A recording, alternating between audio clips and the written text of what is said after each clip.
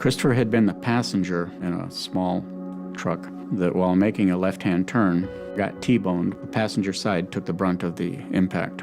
I knew that he was a fighter. I knew he was strong. And the second day that he was in the intensive care unit, he was having some movement. It was difficult to tell if it was purposeful movement or not. And Carol just said, "Christopher, if you can hear me, give me a thumbs up." He put his thumb up. Every day from that point on, he showed some improvement. It was less than 2 weeks. He was completely weaned off the ventilator. He still had the tracheostomy tube in place, but he was breathing completely on his own. His neuroscience continued to improve. His facial features had completely recovered. So we had every reason to believe that he was going to survive this and that he would still be with us. The morning of April 9th was the only morning that one of us weren't there. It ended up being about 3 o'clock in the afternoon when we dropped Kathy off at the hospital.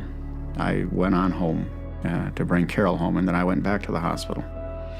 When I got there about 4 o'clock, Kathy told me that she told the respiratory therapist, "There's something wrong with that airway. It doesn't sound right." The response of the therapist was, "Well, it's been like that all day." She looked at the monitor and saw that his heart rate was elevated. He was tachy, and that his saturations were very low.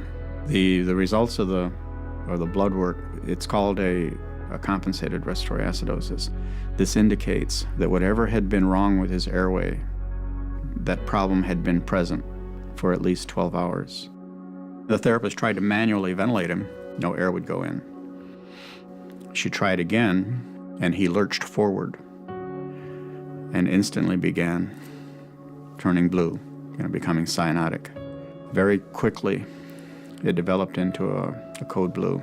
The entire resuscitation lasted for about 30 minutes, and Christopher was pronounced dead at 6:31 p.m. The technology that would have detected a problem was right there at bedside. So in addition to the blood saturation, CO2 levels could have been monitored simultaneously. Simply applying that capnography would have told him that he was not ventilating properly.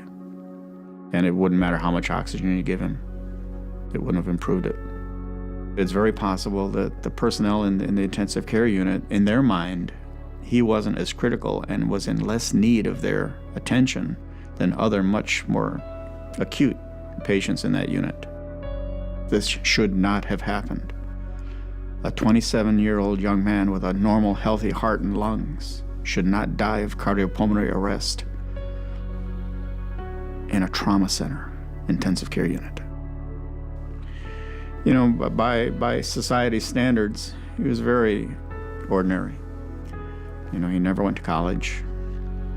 He wasn't famous. What made him extraordinary was his sense of loyalty and love for his family. We didn't realize it really until he was gone. The hole that it left in the fabric of our lives, of our family. As a father with his daughters, there is no way that can ever be repaired.